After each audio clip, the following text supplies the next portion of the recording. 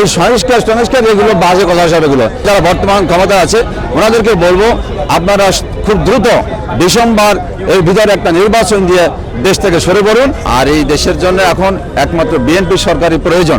কিছু না কিছু সমস্যা থাকবে, তাই বলে বিএনপির সঙ্গে আওয়ামী লীগের যে তুলনা এটা হতে পারে না।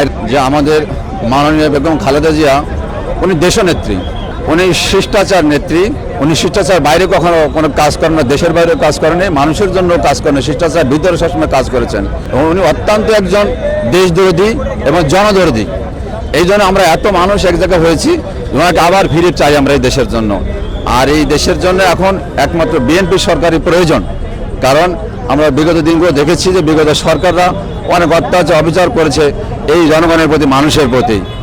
তো তথাপিও আমরা সেই সরকারকে যেভাবে যেটা হয়েছে চলে গেছে, এখন নতুন করে এই দেশে এখন খুব দ্রুত একটা নির্বাচন দরকার।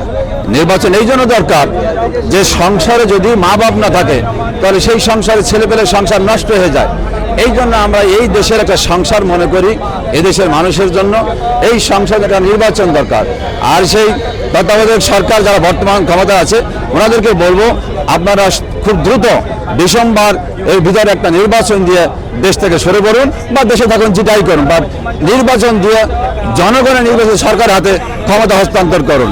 এবং আমরা পরবর্তীতে দেশকে আবার ধরে সারাবার চিন্তা করব এই বিএনপি সরকার। এবং এই দেশে যত বিগত দিনগুলোতে যা হয়েছে, আশা করি এর থেকে এই বিএনপি সরকার যে ক্ষমতা আসে জনগণের ভোটে, তোমরা শিক্ষা নিবে যে পুনরায় কীভাবে দেশ পরিচালনা করতে হবে। এই জন্য আমরা আবার নতুন করে এই বিএনপি সরকারকে ক্ষমতায় চাই, নতুন করে দেশের মানুষকে দেখার জন্য, ভালোবাসার জন্য, দেশের অর্থনৈতিক ব্যবস্থা ঠিক করার জন্য, দেশের প্রশাসনিক ঠিক করার জন্য, দেশের ইসলামী ব্যবস্থা ঠিক করার জন্য সকল বিষয় একমাত্র এই বিএনপি সরকারই প্রয়োজন। এখন এই তত্ত্বাবধায়ক সরকার কি জন্য? শুধু একটা অস্থায়ীকাল কিছুক্ষণ 3 মাস 6 মাস থেকে একটা নির্বাচন দিয়ে যাবে। ওনাদের তো এই সংস্কার এগুলো বাজে কথা সব।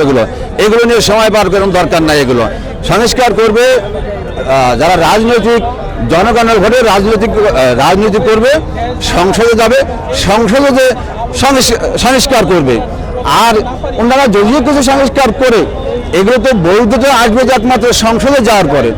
সংসদে যে সমস্ত সংস্কার হবে ওইগুলোই হবে কার্যকরী। তাই ছাড়া বাইরে উনি হাজার সংস্কার করুক, সেগুলো কোনো কাজে আসবে না। দেশ পরিচালনা করতে গেলে যে হাজার ধরনের মানুষ থাকে, কিছু না কিছু সমস্যা থাকবে, তাই বলে বিএনপির সঙ্গে আওয়ামী লীগের যে তুলনা এটা হতে পারে না। এটা কখনো হবেও না সামনে। আর যদি কিছু হয়ে থাকে এর থেকে বিএনপি শিক্ষা নিবে, সামনে আর ভালো করে চলবে। যদি মানুষ এই কথাটা বলতে না পারে, ফ্যাসিবাদী বলতে না পারে, সেভাবে পরিচালনা করবে দেশ।